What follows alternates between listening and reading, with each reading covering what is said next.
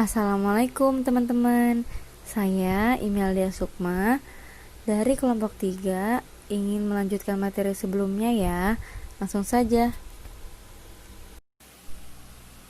Representasi mental atau representasi kognitif dalam filsafat pikiran, psikologi kognitif, ilmu syaraf, dan ilmu kognitif adalah simbol kognitif internal hipotesis yang mewakili realitas eksternal atau proses mental yang menggunakan simbol tersebut, sistem formal untuk membuat entitas atau jenis informasi tertentu secara eksplisit, bersama dengan spesifikasi tentang bagaimana sistem melakukan ini. Representasi mental adalah gambaran mental dari hal-hal yang sebenarnya tidak ada pada indera.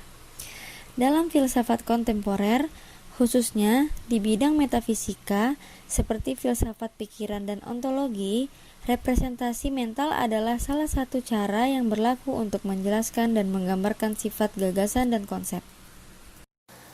Representasi mental atau citra mental memungkinkan mewakili hal-hal yang belum pernah dialami serta hal-hal yang tidak ada. Pikirkan diri Anda bepergian ke tempat yang belum pernah Anda kunjungi sebelumnya, atau memiliki lengan ketiga. Hal-hal ini tidak pernah terjadi dan tidak mungkin dan tidak ada.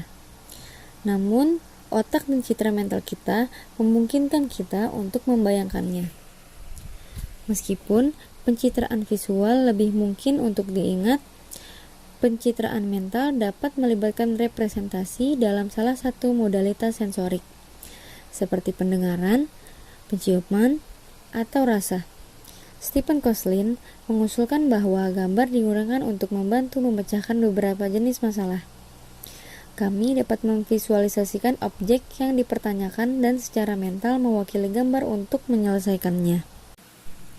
Representasi mental juga memungkinkan orang untuk mengalami hal-hal tepat di depannya, meskipun proses bagaimana otak menginterpretasikan konten representasional masih diperdebatkan. Representasi mental, jika dilihat dalam pendekatan referensial, makna diperoleh dengan cara menghubungkannya dengan kegiatan, hal atau barang, dan ditunjuk dalam dunia nyata.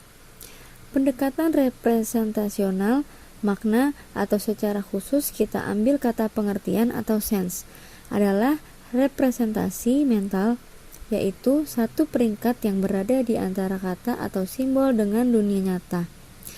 Peringkat yang selanjutnya kita sebut representasi mental. Pendirian ini melepaskan kita dari tuntutan agar setiap hal yang kita katakan ada dalam dunia nyata.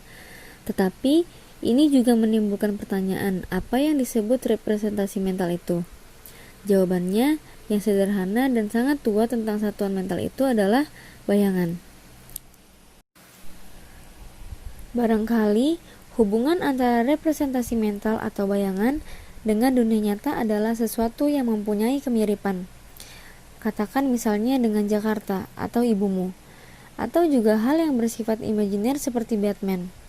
Tetapi, teori ini memiliki masalah yang serius bertalian dengan nomina umum. Nomina umum bertalian dengan banyak variasi dalam bayangan yang mungkin dimiliki bermacam-macam penutur akan pengetahuan yang dimilikinya. Misalnya tentang mobil atau rumah yang bergantung kepada pengalaman yang tidak sama antar penutur yang bermacam-macam. Sebuah contoh lain misalnya segitiga. Sekelompok penutur mungkin mempunyai bayangan mental yang sama. Penutur lain mempunyai bayangan yang salah, yang lain memahaminya sebagai hal yang tidak bersangkut paut, dan lainnya lagi memasukkan juga wujud segitiga yang sisinya tidak sama panjang. Sulit memang untuk memahami suatu bayangan yang bisa mengkombinasi semua ciri segitiga. Sama sulitnya seperti memberi bayangan kepada mobil atau anjing.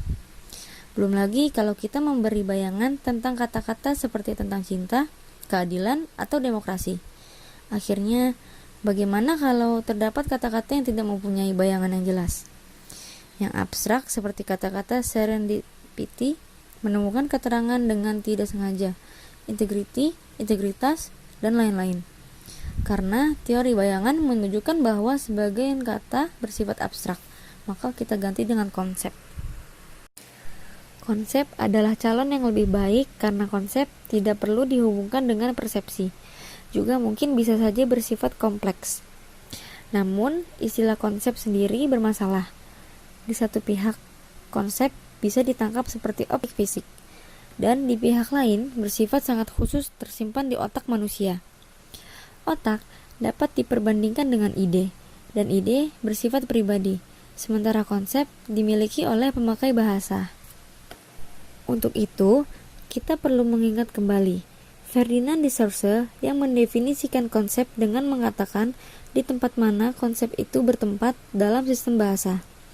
Demikianlah, konsep dibatasi oleh konsep dalam sistemnya. Nilai bergantung kepada apa yang ada dalam konsep lain dalam sistem bahasa, seperti sistem bahasa Prancis, Jerman, atau Rusia.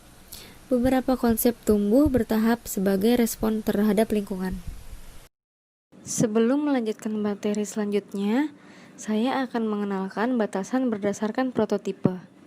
Batasan berdasarkan prototipe ada pendekatan lain, mendampingi batasan berdasarkan konsep. Eleonore Roch pada tahun 1978, seperti yang disebutkan oleh Sage, Kras, dan Jazot, selain mengenal konsep lewat definisi, dapat juga menggunakan model prototipe. Batasan berdasarkan prototipe memandang bahwa konsep adalah sesuatu yang terstruktur, sehingga ada di antara anggotanya yang bersifat sentral, yakni anggota yang mengandung kekhasan atau tipikal, dan ada anggota lain yang bersifat pinggiran. Contohnya, konsep furniture. Misalnya, seperti meja, kursi, almari, lampu, tempat tidur, dan sebagainya. Di antara anggota kategori furniture itu, kursi dan meja merupakan anggota yang lebih sentral daripada lampu misalnya. Burung dara misalnya lagi, lebih sentral sebagai anggota kategori burung daripada penguin. Ikan hiu lebih kurang sentral sebagai binatang mamalia daripada anjing. Dan rebung kurang sentral sebagai jenis sayuran daripada kubis kangkung, dan seterusnya. Sekian materi yang saya sampaikan. Materi selanjutnya akan dilanjutkan oleh teman saya. Wabillahi taufiq wal hidayah. Wassalamualaikum warahmatullahi wabarakatuh.